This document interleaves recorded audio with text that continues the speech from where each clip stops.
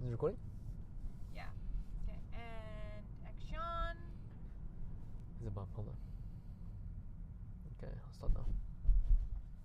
Hey everyone, I got a lot of questions on my previous video about my new Tesla Model 3 Highland, and in this video I'll be answering some of those questions.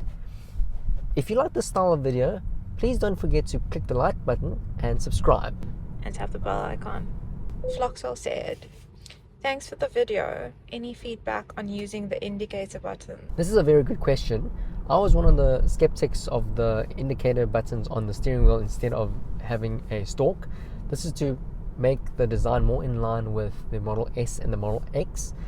Fortunately, they put the indicator buttons on the left side, and the behavior is similar to an indicator stalk if it was on the left side as well, which means that the button on the bottom is to indicate left, just like how you press down on the button on the stalk to indicate left, and conversely up would be to indicate right, for example like this, to exit this roundabout.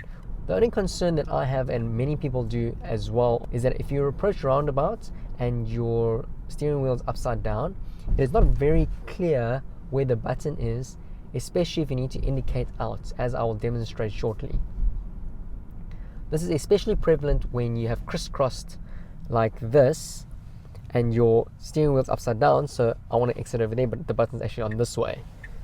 So as you can see, that is a little bit complicated and challenging. So that's the only time where I think that this solution isn't the best. Unfortunately, in Europe, there are lots of roundabouts, unlike the US, so I feel like this design mostly considered the US road situation. Nuno Gando 94 said, what about autonomy at different speeds? On the freeway in Portugal, the maximum speed permitted is 120 kilometers per hour. With Autopilot, you are able to set the Autopilot speed on the freeway up to 140 kilometers per hour, which is 20 kilometers per hour over the speed limit, and that is permitted. However, what is quite strange is, let's say I'm on this road now, and this is not the freeway, it's a road in the town, and the max speed is 40 kilometers per hour, but I cannot increase the autonomy greater than 40 kilometers per hour. I obviously can exceed the speed limit by stepping on the accelerator pedal. So the other aspect that is important to note is, especially in roads that are quite windy, you need to be prepared to take over all the time immediately. Obviously that's what they tell you to do with Autopilot in general, but on the freeway I've noticed that it can go on for a very long time without disengaging. But for example, if like now this road's speed limit apparently is 90 kilometers per hour, it would take the corner too quickly and it would disengage because it doesn't know what to do. So like for example over here it's a little bit dangerous, but you can see it actually went over the line, and sometimes when it does that, it actually disengages immediately and you have to be ready to take over. So that's something to note in terms of the speed, beyond the speed limit of autonomy or Autopilot. Eddie Extra Strange said, in your next video, let us know why you went for the RWD. So when I was making my order for the new Model 3, we were moving to Portugal from South Africa, and I didn't have any access to finance in Portugal or in the EU in general, so I had to pay for the car cash.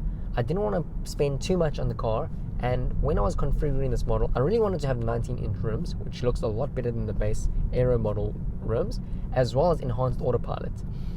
I think in retrospect, because when I first bought the car, I saw the WLTP range on the website, and I thought I won't need more than 500 kilometers or so. So I chose Autopilot over range.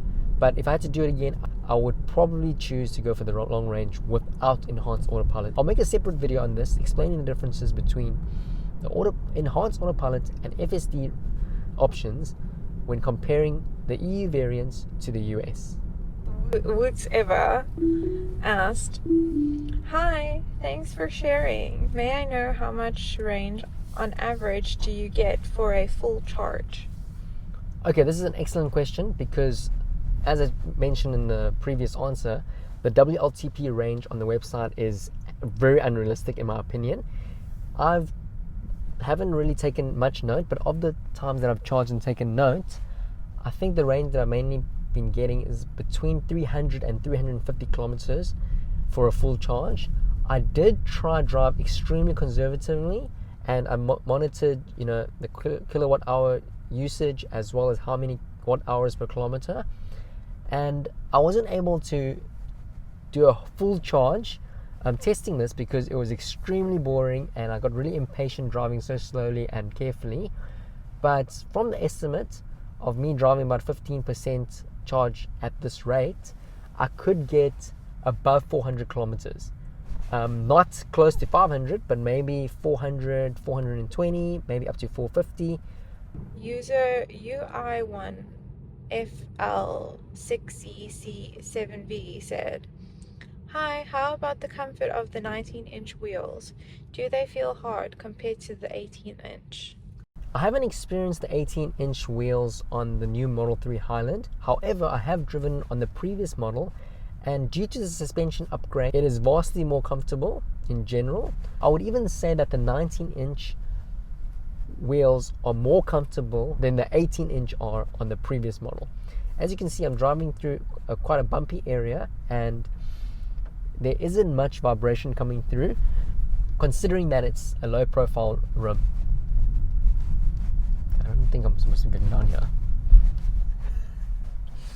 No, there's a road. Are you sure?